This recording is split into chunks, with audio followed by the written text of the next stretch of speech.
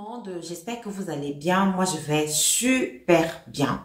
N'oubliez pas de vous abonner, encourager la page, liker et partager. Et surtout, prenez votre morale dans toutes les histoires que je raconte. Aujourd'hui, on va parler de l'histoire d'Adeline. Alors, la maman d'Adeline était dans son village avec les autres frères d'Adeline. Et Adeline, elle était à l'université. Un jour alors, la maman d'Adeline, elle est allée faire le marché. En faisant dans le marché, elle rencontre une dame. Et c'est la dame qui vient vers elle. La dame, elle lui dit, comme vous voyez là, madame, vous avez une fille. Une fille qui est à l'université et elle marche avec une autre fille, sa copine, sa meilleure amie, sa juge, comme on dit aujourd'hui. Elle lui dit, elle est en danger. Si vous ne faites rien, elle va mourir. Il y a quelqu'un qui va l'empoisonner. C'est comme ça que la maman d'Adeline, elle voit la dame et dit, bon, moi je connais pas la dame, je la connais pas. Pourquoi est-ce que je vais croire en ce qu'elle me dit? C'est comme ça que la maman d'Adeline, elle a dit à la dame que oui, ok, bon, laissez-moi tranquille, je vous connais pas. C'est que vous venez me raconter là, je sais même pas d'où ça sort. C'est comme ça que, comme la maman d'Adeline était placée au marché, elle attendait aussi sa fille parce qu'elle voulait acheter un autre condiment et elle a donc envoyé sa fille acheter ce condiment-là. Et c'est comme ça que lorsque sa fille revient, elle demande à sa maman que mais qui était cette dame? C'est à ce moment-là que sa maman lui dit que non, mais c'est une dame qui lui a dit que Adeline était en danger, qu'on allait empoisonner Adeline et tout. Et puis la sœur d'Adeline, elle demande à leur maman, mais qu'est-ce que tu as dit à la dame? La maman dit non. J'ai dit à la dame de me laisser tranquille et que je comprends pas ce qu'elle est en train de me raconter. Voilà la dame qui est en train de partir. C'est comme ça que la sœur d'Adeline se met donc à courir pour rattraper la dame. Lorsqu'elle rattrape la dame, elle demande à la dame, mais madame, vous avez raconté des trucs à ma mère tout à l'heure. Est-ce que vous pouvez m'en dire plus? C'est comme ça que la dame lui dit aussi, elle lui dit encore que non, c'est que vous avez une sœur qui est à l'université. Elle marche avec une autre fille et cette fille, elle ne l'aime pas beaucoup et cette fille-là va l'empoisonner. On va l'empoisonner. C'est comme ça que la sœur d'Adeline demande donc à la dame que mais qu'est-ce qu'elle peut faire pour que sa sœur ne meure pas. C'est comme ça que la dame lui dit ok, vous venez me trouver à tel endroit, vous apportez la photo de la fille. Je veux seulement la photo de la fille, de votre sœur, c'est tout. C'est comme ça que la sœur d'Adeline est donc, lorsqu'elle est rentrée à la maison, bon, le lendemain, elle est repartie chez la dame avec la photo d'Adeline. Elle a donné la photo d'Adeline à la dame. La dame, elle a fait ses incantations avec et tout. Et puis, elle a dit à la sœur d'Adeline que bon, là, maintenant, il faut partir. Elle n'est plus en danger. Mais ça va se passer. Ce que j'ai dit va se passer, mais elle ne sera pas en danger. C'est comme ça que Adeline, elle est partie. Elle est rentrée à la maison. Elle n'a même pas dit à leur maman qu'elle faisait ça. Elle a laissé. Elle n'a pas dit à leur maman. Elle n'a même pas appelé sa sœur pour lui dire que comme tu vois là, il y a une dame qui nous a raconté ceci ici. Non, rien du tout. Elle a laissé tomber, elle s'est dit, bon voilà, je le fais comme ça, si ça marche, ça marche, si ça ne marche pas, ok, bon, on ne sait jamais, mais je le fais quand même. Pendant tout ce temps-ci, Adeline, elle est à l'université, elle va à ses cours, elle n'a pas de problème. Et puis maintenant, un autre jour, alors elle se lève le matin, elle va au cours, elle va chercher aussi sa copine, puisqu'elles étaient toujours ensemble. Elles s'en vont donc au cours. Arrivée au cours là-bas, avant que le cours ne commence, la copine d'Adeline dit à Adeline que voilà, mais depuis là, on n'a même pas encore déjeuné, on n'a pas mangé, mais il faut que j'aille nous acheter quelque chose à manger.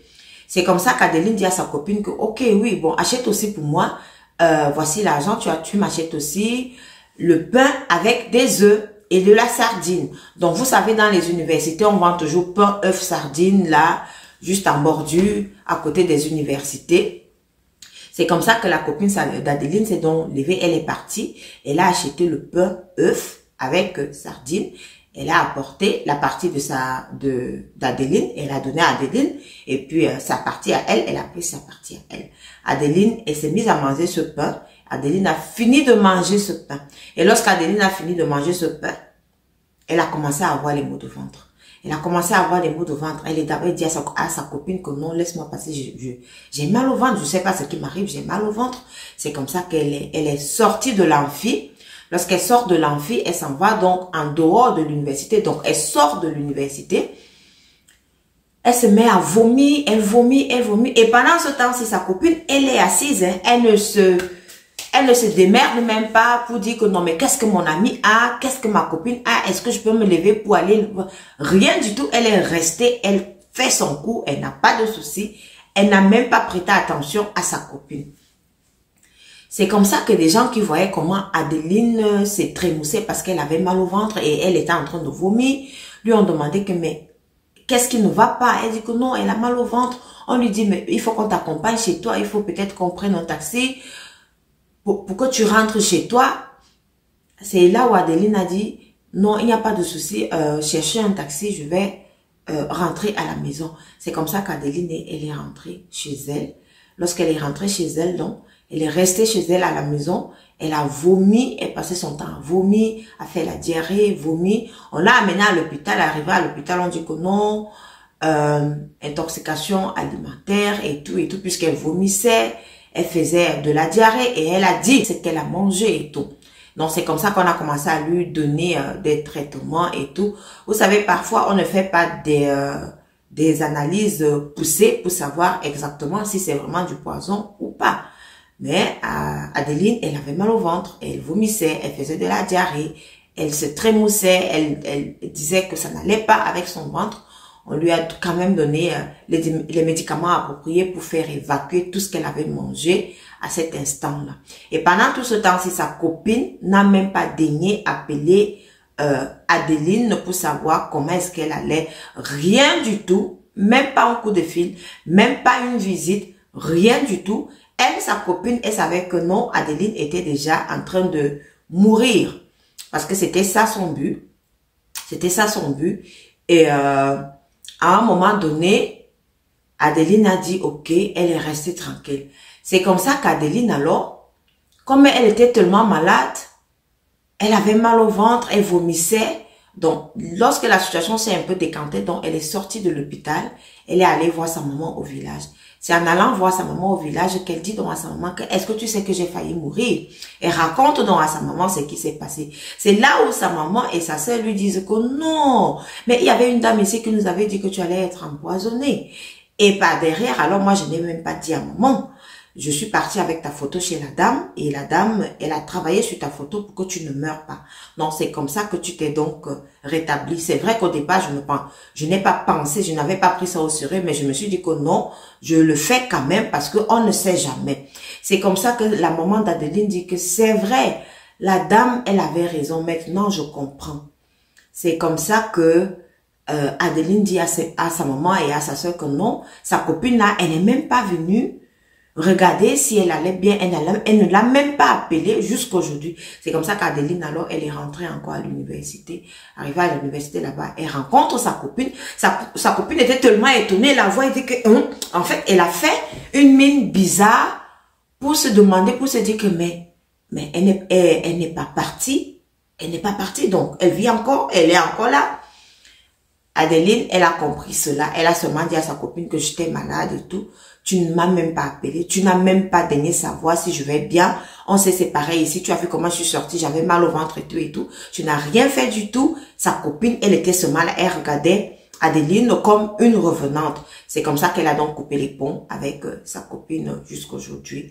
Et la raison pourquoi sa copine a eu à poser cet acte-là. Sa copine dit que non, lorsqu'elles marchent ensemble, elle a l'impression que tout ce que Adeline entreprend marche. Elles sont à l'université, elles composent, Adeline, elle valide toujours, mais elle n'arrive pas à valider. Bref, tout ce que Adeline entreprend marche. Elle a des dragueurs qui sont bien et tout, mais elle, ça ne marche pas. Donc, c'était la raison pour laquelle elle a empoisonné. Et la morale de l'histoire, juste pour dire qu'il faut faire attention aux amis que vous avez ici dehors.